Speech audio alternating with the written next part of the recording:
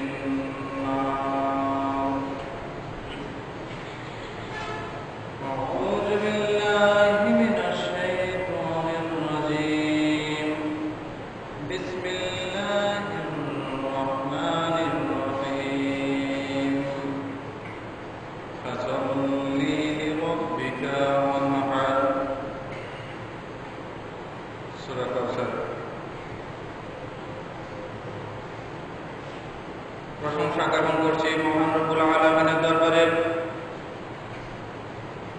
যার অনুগ্রহে আমরা সাপ্তাহিক মর্যাদাপূর্ণ দিন ইয়াউমুল জুমআতে আগে ভাগে মসজিদে এসে 2 রাকাত সালাত আদায় করে বসে কিছু কথা বলা ও শোনার তৌফিক পেয়েছি। এই জন্য মহামনিবের দরবারে শুকরিয়া, আলহামদুলিল্লাহ। দরুদ ও সালাম বর্ষিত হোক খোদা রাসূল শেষ নবী মুহাম্মদুর রাসূলুল্লাহ সাল্লাল্লাহু আলাইহি ওয়াসাল্লামের প্রতি, আরো শান্তি বর্ষিত হোক তার পরিবার পরিজন, সঙ্গী সাথীগণ, যুগে যুগে যারা তার একনিষ্ঠ অনুসারী হয়েছেন এবং কিয়ামতের পূর্ব মুহূর্ত পর্যন্ত যারা তার একান্ত একনিষ্ঠ অনুসারী হবেন, তাদের সকলের উপর শান্তি বর্ষিত হোক। আল্লাহুম্মা সাল্লি আলাইহিম, আল্লাহুম্মা বারিক আলাইহিম। সম্মানিত মসজিদের মুসল্লিবৃন্দ, আজকে খুতবার আলোচনার বিষয় হচ্ছে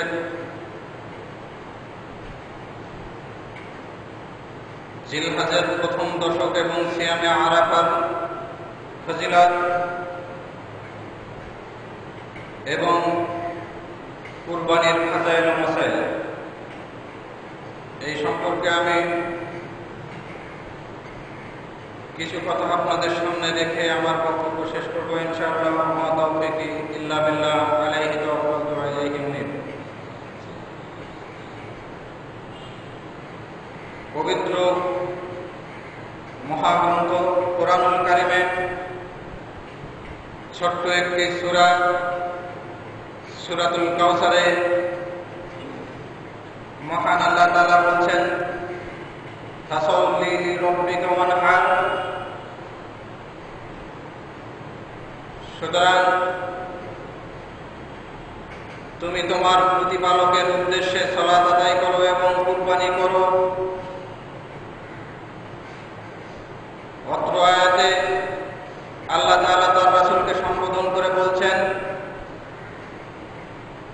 যে তুমি তোমার প্রতিপালকের জন্য সালাত আদায় করো এবং তোমার প্রতিপালকের উদ্দেশ্যে কুরবানি করো।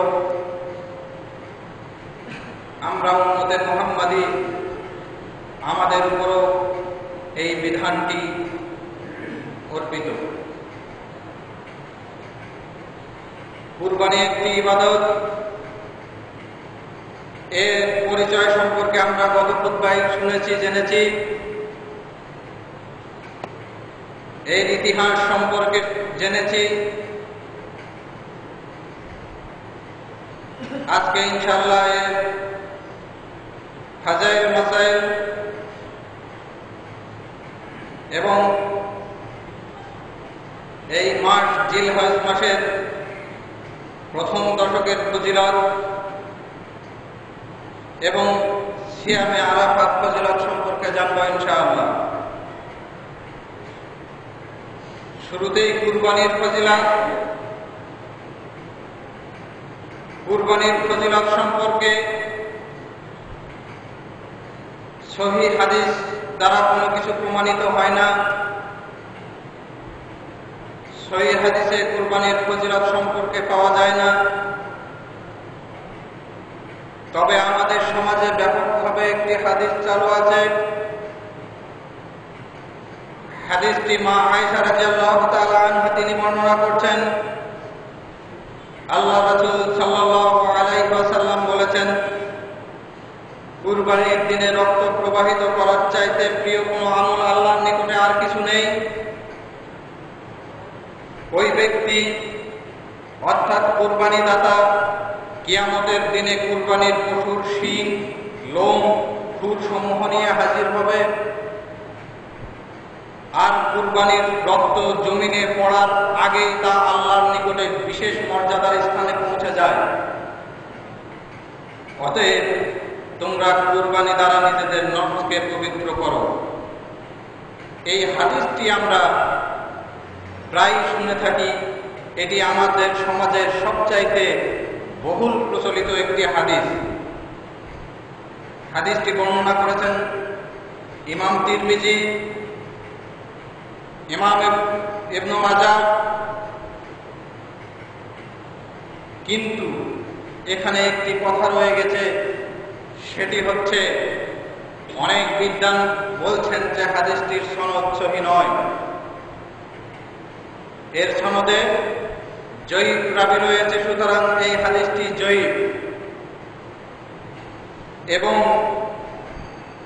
সাহেবে মিরআত তিনি বলছেন যে বিভিন্ন শাওয়াহিদের কারণে অন্যান্য প্রাসঙ্গিক আলোচনার ভিত্তিতে সম্ভবত ইমাম তিরমিজি হাদিসটিকে হাসান বলে উল্লেখ করেছেন।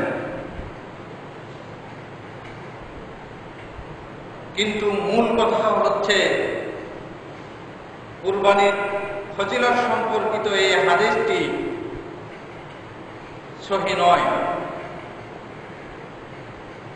ইমাম তিরমিজি এটিকে হাসান বলেছেন,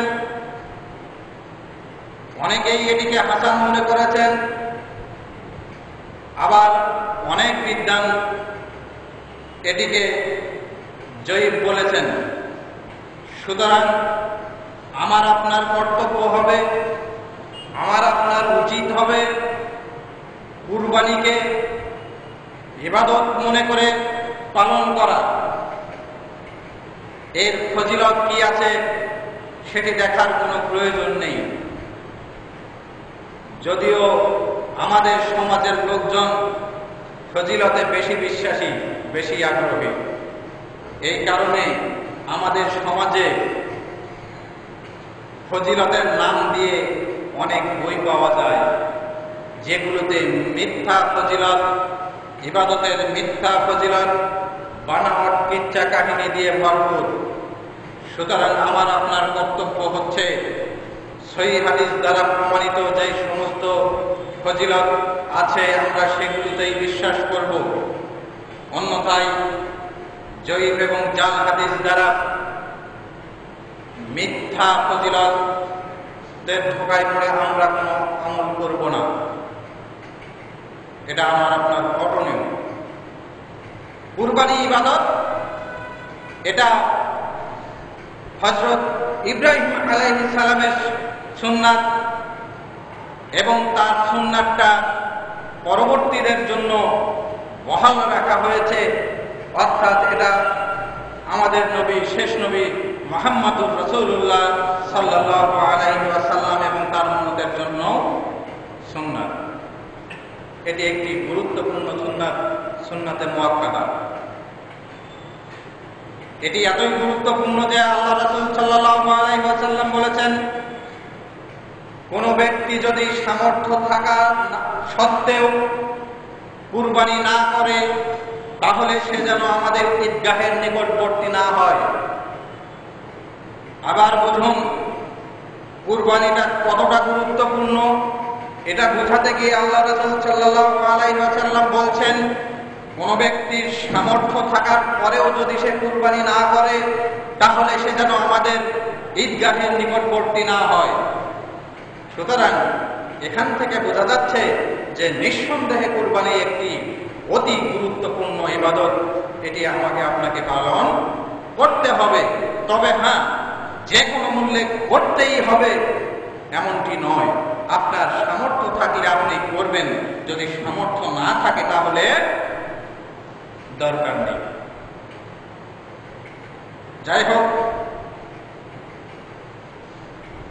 এরপরে এই কুরবানির বিধানটি যেই মাসে, সেই মাসটির নাম হচ্ছে জিলহজ মাস। জিলহজ মাসের প্রথম দশক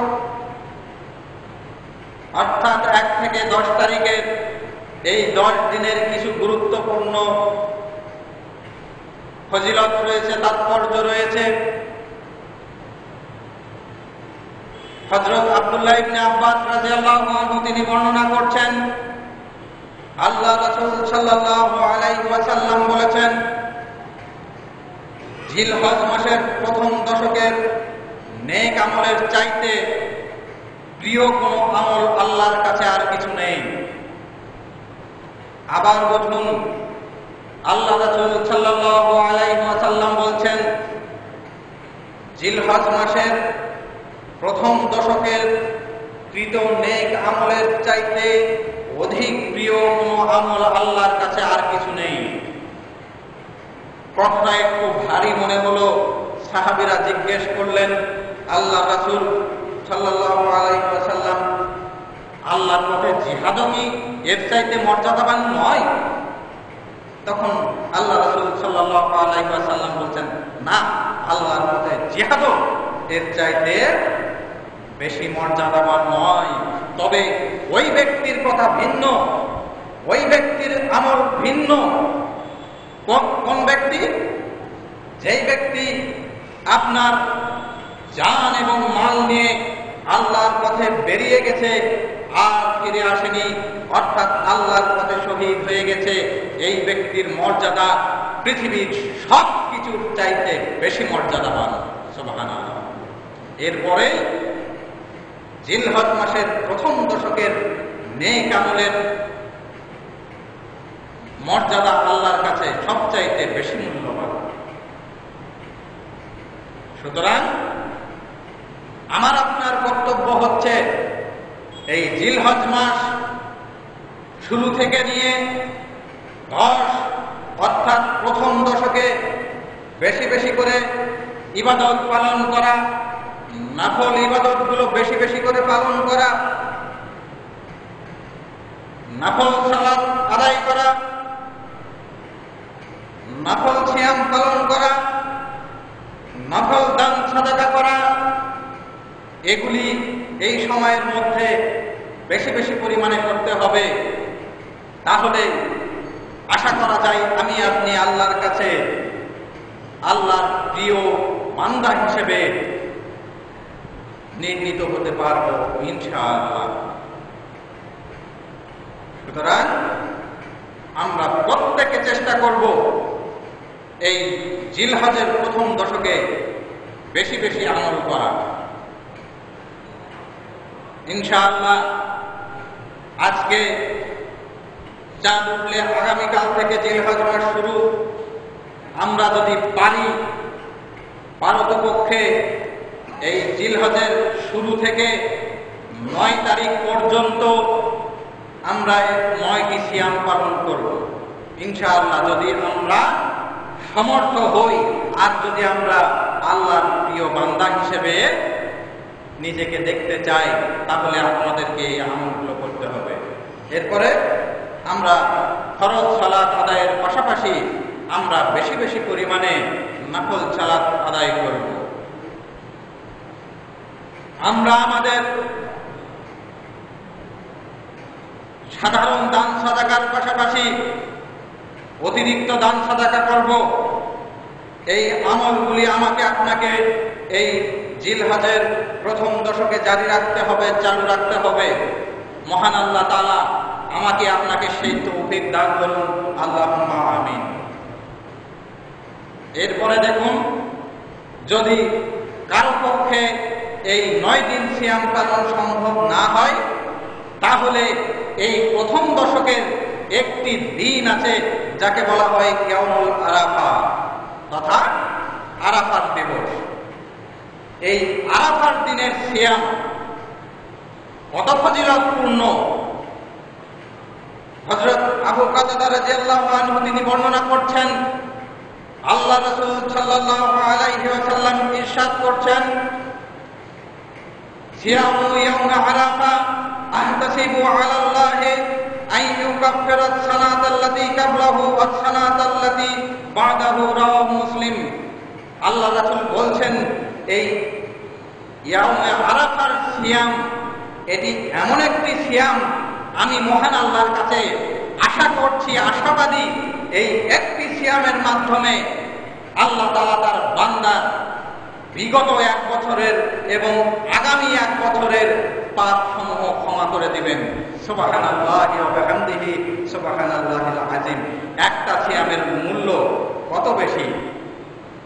আল্লাহ রাসূল বলছেন, আমি আশা করছি এই একটি সিয়ামের মাধ্যমে আল্লাহ তাআলা তার বান্দার বিগত জীবনের 1 বছরের এবং সামনে যেই 1 বছর আছে এই মোট 2 বছরের পাপ ক্ষমা করে দিবেন একটি সিয়ামের মাধ্যমে।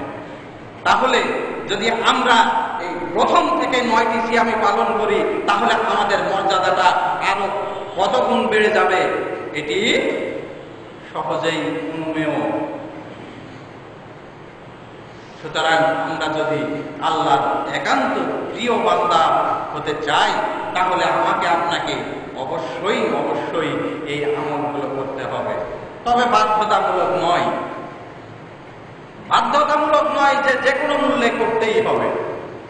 তবে হ্যাঁ, আপনি যদি আল্লাহর কাছে নিজেকে প্রিয় করতে চান, আপনি যদি আল্লাহর প্রিয় বান্দা হিসেবে নিজেকে কাল কিয়ামতের ময়দানে দেখতে চান, তাহলে আপনাকে অবশ্যই এগুলো করতে হবে।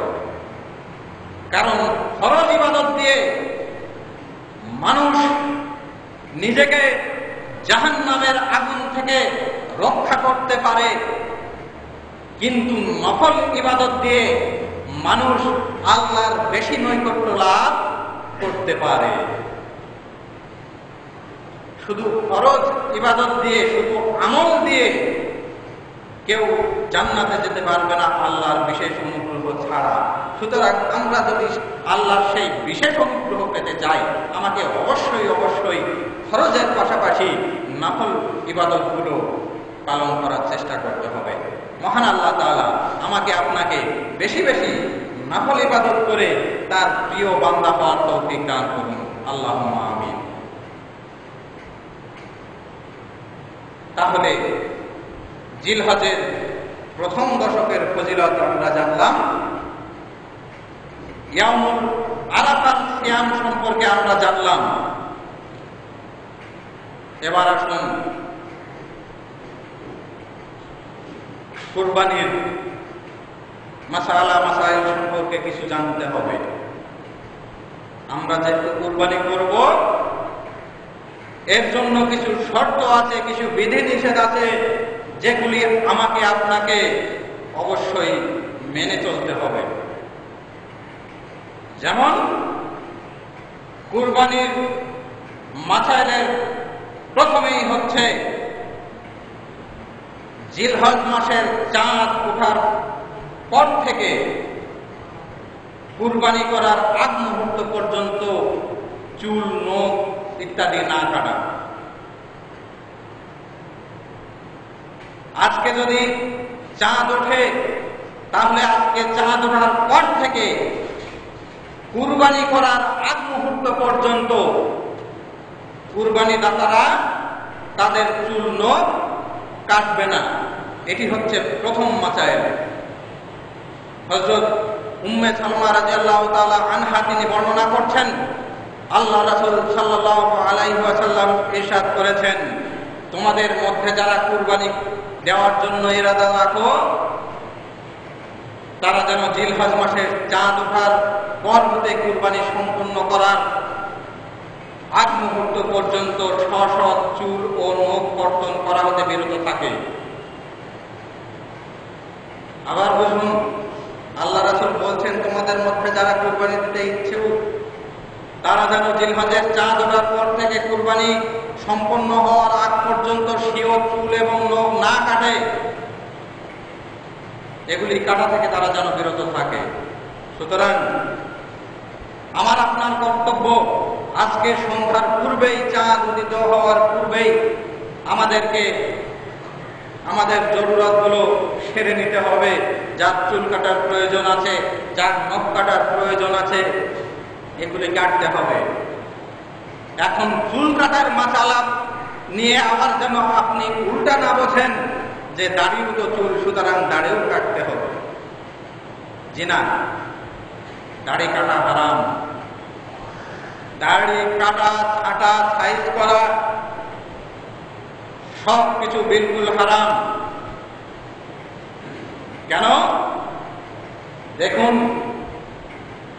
সকল নবী রাসূলদের সুন্নাত হচ্ছে দাড়ি রাখা, পুরুষের ফিতরাত হচ্ছে দাড়ি গজাবে পুরুষদের। সুতরাং সকল নবী রাসূলদের সুন্নাত হচ্ছে দাড়ি কাটা, দাড়ি রাখা। আর আল্লাহ রাসূল সাল্লাল্লাহু আলাইহি ওয়াসাল্লাম দাড়ি কাটতে নিষেধ করেছেন। আপনার অগ্নি পূজকদের বিরোধিতা করতে বলেছেন, তিনি কঠোরভাবে দাড়ি কাটতে নিষেধ করেছেন। এই কারণে দাড়ি রাখা ওয়াজিব। দাড়ি কাটলে আপনাকে গুনাহগার হতে হবে। সকল নবী রাসূলদের সিলসিলা অনুযায়ী এটি সুন্নাত। আল্লাহ রাসূল নিষেধ করলেন কাটতে কঠোর ভাষায়, এই জন্য দাড়ি কাটা হারাম, দাড়ি রাখাটা হচ্ছে ওয়াজিব। এখন অনেকে যদি মনে করে থাকেন দাড়ি রাখা তো সুন্নাত, এটি আমল করলেও হয়, না করলেও হয়, তাদের ধারণা একেবারেই ভ্রান্ত ভিত্তিহীন।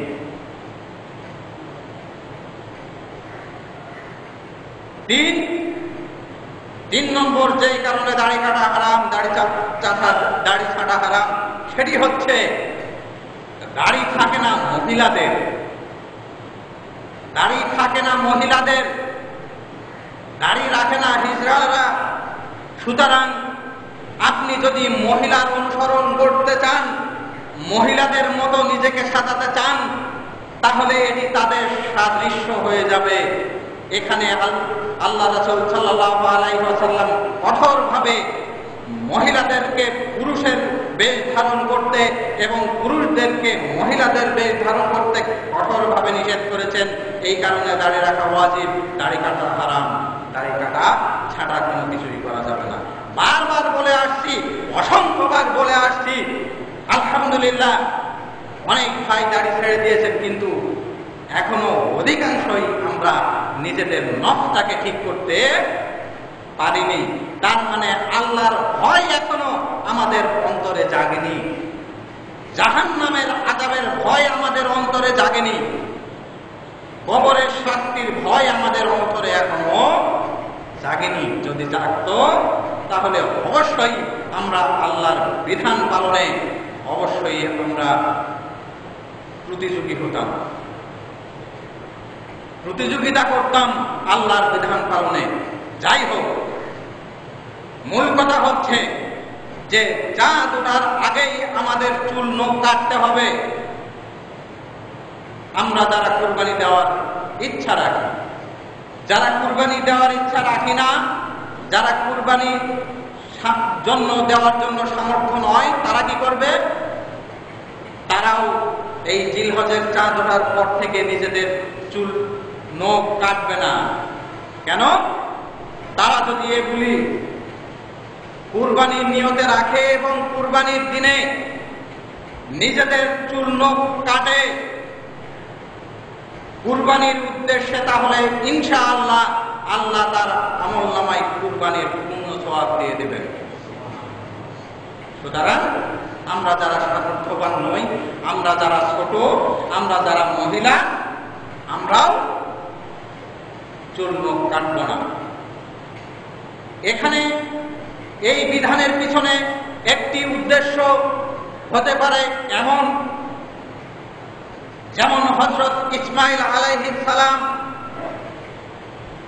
তার পিতার মাধ্যমে যখন শুনলেন যে আল্লাহ তাকে জবেহ করার জন্য আদেশ করেছেন, ইসমাঈল আলাইহিস সালাম নিঃশর্তভাবে মেনে নিলেন, পিতা আপনি আপনার প্রতি আদেশ পালন করুন, আপনি অবশ্যই আমাকে ধৈর্যশীলদের মধ্যে পাবেন ইনশাআল্লাহ। তাহলে ইসমাঈল আলাইহিস সালাম আল্লাহর জন্য নিজের জীবন কুরবানি দিতেও কুণ্ঠাবোধ করেননি, একটু ইতস্ততও করেননি। আমাদের এই কুরবানির মানে জিলহজের চাঁদ ওঠার পর থেকে চুল নখ না কাটার মধ্যে এটি একটি হিকমা হতে পারে যে আমরা এই চুল নখ আল্লাহর উদ্দেশ্যেই কাটবো কুরবানির দিনে, অর্থাৎ আমরাও ইসমাঈল আলাইহিস সালামের মতো আল্লাহর জন্য যে কোনো মুহূর্তে নিজের জীবনটাকে বিলিয়ে দিতে কার্পণ্য করব না, এই জজবা যেন আমাদের মনে জাগরুক হয়। এই কারণেও এই হিকমাটি হতে পারে, এই নিষেধটি আরো হতে পারে। সুতরাং আমাদের প্রত্যেককেই শহীদের তামান্না অন্তরে রাখতে হবে, আল্লাহর পথে নিজের জীবনটাকে বিলিয়ে দেওয়ার আশা আকাঙ্ক্ষা রাখতে হবে। আল্লাহর পথে মাল ব্যয় করব, প্রয়োজনে যদি জীবন দিতে হয় আল্লাহ তাহে আমি জীবন দিতেও প্রস্তুত, এই শিক্ষা এই কুরবানির মধ্যে নিহিত রয়েছে। সুতরাং আমি আপনি উম্মতে মুহাম্মাদি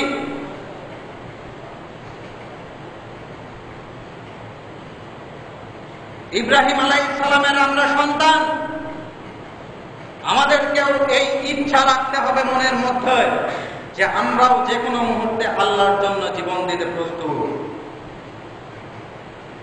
সুতরাং এই আমলটি আমরা সকলেই পালন করার চেষ্টা করব। আল্লাহ আমাদেরকে কবুল করে নিন, আল্লাহুম্মা আমিন। এরপরে এবারে আসুন কুরবানির পশু। কুরবানির পশু কি ধরনের হবে? কুরবানির পশু 3 ধরনের। 1 নম্বর হচ্ছে উট, 2 হচ্ছে গরু, 3 হচ্ছে ছাগল। এই 3 ধরনের পশু দ্বারা কুরবানি করতে হয়। এর বাইরে অন্য কোনো পশু দিয়ে কুরবানি সিদ্ধ নয়।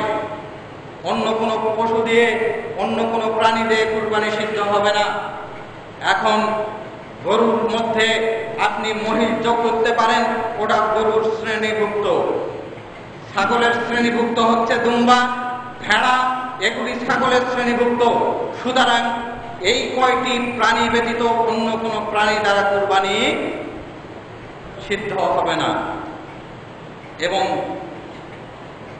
কোন সহিহ হাদিস দ্বারা প্রমাণিত নাই যে এই 3 শ্রেণীর পশু ব্যতীত অন্য কোনো পশু দ্বারা কুরবানি করা যায়। সুতরাং এই কুরবানির পশু হবে এই 3 ধরনের, উট, গরু এবং ছাগল। এবং আপনার এখন কথা হলো 3 ধরনের পশুর মধ্যে হতে আপনি কোনটি দিবেন? আপনার সামর্থ্য অনুযায়ী আপনি কুরবানি করবেন।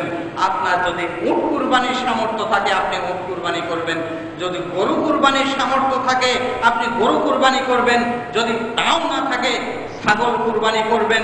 আল্লাহ রাসূল সাল্লাল্লাহু আলাইহি ওয়াসাল্লাম মদিনায় থাকা অবস্থায়, মুকিম হিসাবে থাকা অবস্থায় প্রত্যেক বছর তিনি 2টি করে দুম্বা কুরবানি করেছেন, এবং হজের সফরে গিয়ে তিনি গরুতে 7 ভাগ এবং উটে 10 ভাগে কুরবানি করেছেন। ভাগের বিষয়টি পরে আসছি, কুরবানির পশুর বর্ণনা আগে শেষ হোক। এখন আপনার পশুগুলি কেমন হবে? পশুগুলি অবশ্যই নিখুঁত হতে হবে, মোটা তাজা হতে হবে, দেখতে সুন্দর হতে হবে, সুন্দর চোখ, সুন্দর কান, সুন্দর নাক, আপনার সুন্দর শিং বিশিষ্ট হতে হবে, সুন্দর লেজ, অর্থাৎ প্রাণীর মধ্যে, কুরবানের প্রাণীর মধ্যে কোনো প্রকার খুঁত থাকা চলবে না। আর 3 ধরনের ঘোড়া এবং একেবারেই জরাজীর্ণ এই 3 ধরনের খুঁত বিশিষ্ট প্রাণী দ্বারা কুরবানি করা যাবে না। লেজ কাটা, শিং ভাঙা, চোখ নষ্ট, গায়ের মধ্যে ক্ষত, এই ধরনের খুঁতওয়ালা পশু দিয়ে কুরবানি করা যাবে না। আমরা কুরবানি কেন করছি এটি আগে মনে রাখতে হবে। কুরবানি একটি গুরুত্বপূর্ণ ইবাদত, কুরবানি আল্লাহর নৈকট্য লাভের একটি মাধ্যম। সুতরাং আল্লাহর রাহে কুরবানি করব, অবশ্যই আমার সাধ্যের মধ্যে সবটুকু ভালো তাই আমি দেওয়ার চেষ্টা করব। কারণ ইতিহাস আমরা শুনেছি, গত খুতবায় শুনেছি, হাবিল কাবিলের ঘটনা শুনেছি। কাবিল কুরবানি দিয়েছিল নিকৃষ্ট মানের, যে আল্লাহর তো এগুলি কোনো প্রয়োজন নেই, এগুলি তো বান্দার প্রয়োজন, সুতরাং আমি আল্লাহর জন্য অযথা খামাখা এই ভালোগুলি দিয়ে নষ্ট করব কেন, এগুলি আমার থাক, আল্লাহ তো এগুলি নিয়ে কোনো নিজের কোনো কাজের ব্যবহার করবেন না। আর হাবিল ভেবেছিল যে আল্লাহ আমাকে কুরবানি করতে বলেছেন, যেই প্রতিপালক আমাকে এত ধন সম্পদ দিয়েছেন, আমাকে এত রুজি নিয়ামত দিয়েছেন, আমাকে এত রহমত দিয়ে পৃথিবীতে বাঁচিয়ে রেখেছেন, সেই স্রষ্টার জন্য আমি কুরবানি করব। খারাপটি কখনোই দেওয়া যাবে না। আমার পক্ষ থেকে সবচাইতে উৎকৃষ্ট মানের কুরবানিটাই আমি আমার স্রষ্টার জন্য উৎসর্গ করব। পরিণতি সকলেরই জানা, মহান আল্লাহ তাআলা উৎকৃষ্ট কুরবানিটা কবুল করে নিলেন। সুতরাং আমি আপনি কুরবানি করব, আমাকে আপনাকেও অনুরূপ আমার সাধ্যের মধ্যে সবটুকু শ্রম দিয়ে, সবটুকু চেষ্টা করে সবচাইতে ভালো উৎকৃষ্ট মানের কুরবানিটা করাই আমাকে চেষ্টা করতে হবে। যদি মনের মধ্যে কার্পণ্য থাকে কুরবানি হবে না। এখন এমনও হতে পারে অনেকে বড় দেখে কিনে, মোটা তাজা বেশি বড় বাজার থেকে কিনে গলার মধ্যে মালা পেঁচায় শোডাউন করতে করতে বাড়িতে নিয়ে আসে। ওর উদ্দেশ্য কুরবানি নয়, ওর উদ্দেশ্য হলো লোকে আমাকে ভালো বলবে, এটার থেকে আমি বেশি পরিমাণে মাংস পাবো। উদ্দেশ্য হচ্ছে এটা, মানুষকে দেখানো, বেশি পরিমাণ মাংস খাওয়া। সুতরাং আপনার উদ্দেশ্য যদি তাই হয়, কুরবানি কবুল হবে না। কুরবানি করতে হবে একমাত্র আল্লাহর নৈকট্য লাভের জন্য, অন্য কোনো উদ্দেশ্যে নয়। এবং কুরবানির পশু কেমন হবে? কুরবানির পশু হবে মুসিন্না। মুসিন্না মানে হচ্ছে যে দুধের দাঁত ভেঙে নতুন দাঁত গজানো। রাসূলুল্লাহ সাল্লাল্লাহু আলাইহি ওয়াসাল্লাম ইরশাদ করছেন, তোমরা দুধের দাঁত ভেঙে নতুন দাঁত ওঠা পশু ব্যতীত জবাহ করো না। কুরবানির পশুর এবার বিবরণ আসুন। আল্লাহ রাসূল বলছেন যে দুধের দাঁত ভেঙে নতুন দাঁত না ওঠা পশু তোমরা কুরবানি করো না। তবে যদি কষ্টকর হয়, পাওয়া যাচ্ছে না এমন যদি হয়, তাহলে কমপক্ষে 1 বছর পূর্ণকারী মোটা তাজা বড় স্বাস্থ্য ভালো এইরকম দেখে আপনাকে কুরবানি করতে হবে। যদি ওই ধরনের পশু না পাওয়া যায় সেই ক্ষেত্রে। কিন্তু আপনি দেখতে সুন্দর এই হিসেবে করবেন, মোটা তাজা এই হিসেবে করবেন, অথচ আপনার দাঁতওয়ালা পশু বাজারে মজুদ আছে, এই মতো অবস্থায় এটি হবে না, চলবে না। এরপরে দেখুন, কুরবানি কার পক্ষ থেকে হবে? কুরবানি নিজের এবং নিজের পরিবারের পক্ষ থেকে একটি পশু কুরবানি করতে হবে। মা আয়েশা রাদিয়াল্লাহু তাআলা আনহা তিনি বর্ণনা করছেন, আল্লাহ রাসূল সাল্লাল্লাহু আলাইহি ওয়াসাল্লাম একটি সুন্দর শিংওয়ালা সাদা কালো দুম্বা আনতে বললেন। এরপরে আরো কিছু অংশ আছে। তারপরে তিনি জবহের সময় বললেন, নিম্নোক্ত দোয়া পাঠ করলেন। দোয়াটি হচ্ছে, বিসমিল্লাহি আল্লাহুম্মা তাকাব্বাল মিন মুহাম্মাদিন ওয়া আলি মুহাম্মাদিন ওয়া মিন উম্মতে মুহাম্মাদিন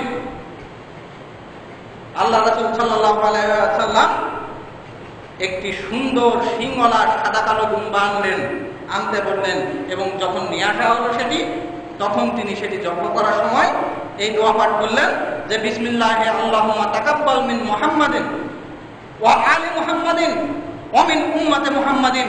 হে আল্লাহ, আপনার নামে জবহ করছি, আপনি এই কুরবানিটিকে মুহাম্মাদের পক্ষ থেকে, মুহাম্মাদের পরিবারের পক্ষ থেকে এবং মুহাম্মাদের উম্মতের পক্ষ থেকে কবুল করে নিন। সুতরাং বোঝা গেল একটি পরিবারের জন্য একটি প্রাণী যথেষ্ট, একটি ছাগলই যথেষ্ট। এরপরে আল্লাহ রাসূল সাল্লাল্লাহু আলাইহি ওয়াসাল্লাম বিদায় হজে আরাফার দিনে সমবেত জনতাকে উদ্দেশ্য করে বলছেন, ইয়া আইয়ুহান নাস, হে মানব সকল, নিশ্চয়ই প্রত্যেক পরিবারের উপরে প্রতি বছর একটি করে কুরবানি ও আতিরা। আবু দাউদ বলেন যে আতিরার বিধানটি পরবর্তীতে রহিত হয়ে যায়, শুধু কুরবানির আপনার কুরবানির বিধানটি রয়ে যায়, আতিরা পরে রহিত হয়ে যায়। সুতরাং আমাকে আপনাকে আল্লাহ রাসূলের অনুসরণ করতে হবে, তার সাহাবীদের অনুসরণ করতে হবে, সহিহ হাদিসের অনুসরণ করতে হবে, এর বাইরে কোনো আমল করা যাবে না। এরপরে দেখুন কুরবানিতে শরীক হওয়ার বিষয়। আপনি বাড়িতে গিয়ে হাদিস গ্রন্থ খুলে দেখুন, হজ অধ্যায়ের কুরবানি অনুচ্ছেদে আপনি খুলে দেখুন, যতগুলো হাদিস বর্ণনা হয়েছে সবগুলি হাদিস আপনার ভাগে কুরবানির হাদিসগুলো সবগুলো সফরের সঙ্গে সংশ্লিষ্ট, মুকিম অবস্থার নয়। সুতরাং মুকিম অবস্থায় প্রত্যেক পরিবারের পক্ষ থেকে একটি করে প্রাণী কুরবানি দিতে হবে। এটি আল্লাহ রাসূলের বিধান, এটি সকল সাহাবায়ে কেরামের বিধান। সফরের কুরবানি সংক্রান্ত হাদিসটি শুনুন। হযরত আব্দুল্লাহ ইবনে আব্বাস রাদিয়াল্লাহু আনহু তিনি বর্ণনা করছেন, আমরা রাসূলুল্লাহ সাল্লাল্লাহু আলাইহি ওয়াসাল্লামের সাথে এক সফরে ছিলাম। এমন অবস্থায় কুরবানির ঈদ আমাদের নিকটে উপস্থিত হয়ে গেল। তখন আমরা 7 জনে একটি গরু ও 10 জনে একটি উট কুরবানি করলাম। তাহলে অত্র হাদিস থেকে বোঝা যাচ্ছে যে সফরের অবস্থায় ভাগে কুরবানি করতে হবে, করা যায়। কেননা আপনি 5 জন 7 জন মিলে সফরে গেছেন, ওই 5 জন 7 জনেই একটি পরিবার গণ্য করা হয় সফরে। এই কারণে আল্লাহ রাসূল সাল্লাল্লাহু আলাইহি ওয়াসাল্লাম বলেছেন, যখন তোমাদের কোনো 3 জন ব্যক্তি কোনো স্থানে সফর করবে, অবশ্যই তাদের মধ্যে থেকে একজনকে নেতা নিযুক্ত করতে হবে, কর্তা নিযুক্ত করতে হবে, যার কমান্ড অনুযায়ী বাকি 2 জন চলবে। ঠিক পরিবারের মতো, পরিবারে যেমন আপনার 5 জন 10 জন 20 জন সদস্য রয়েছে, তাদের উপরে একজন কর্তা ব্যক্তি রয়েছে যার আদেশ সকলে মেনে চলে। অনুরূপ সফরের অবস্থায় আপনি 5 জন 7 জন 10 জন হন, আপনার 5 জন 7 জন 10 জনেই আপনার সফরের অবস্থায় একটি পরিবার। সুতরাং ওই একটি পরিবার অর্থাৎ 7 জনে একটি গরু, 10 জন মিলে একটি উট কুরবানি করতে হবে। এটি কিন্তু মুকিম অবস্থায় 7 জনের পক্ষ থেকে, এটা তো 7 জনের পক্ষ থেকে হয় না, 7 পরিবারের পক্ষ থেকে হয়। আপনি আপনার পরিবারে 10 জন সদস্য আছে, আপনার অধীনস্থ 10 জন সদস্য, 15 জন সদস্য, আপনার এই 10-15 জনের সদস্যের পক্ষ থেকে, আপনার পরিবারের পক্ষ থেকে যদি একটি ছাগল কুরবানি করেন, এটিই যথেষ্ট হয়ে যাবে। যদি একটি গরু কুরবানি করেন, এটিই যথেষ্ট হয়ে যাবে। কিন্তু মুকিম অবস্থায় আপনি সফরের হাদিসটাকে নিয়ে এসে গরুতে 7 জন অর্থাৎ 7 পরিবার থেকে, উটে 10 পরিবার থেকে কুরবানি করবেন, এটি সহিহ হাদিস দ্বারা প্রমাণিত নয়।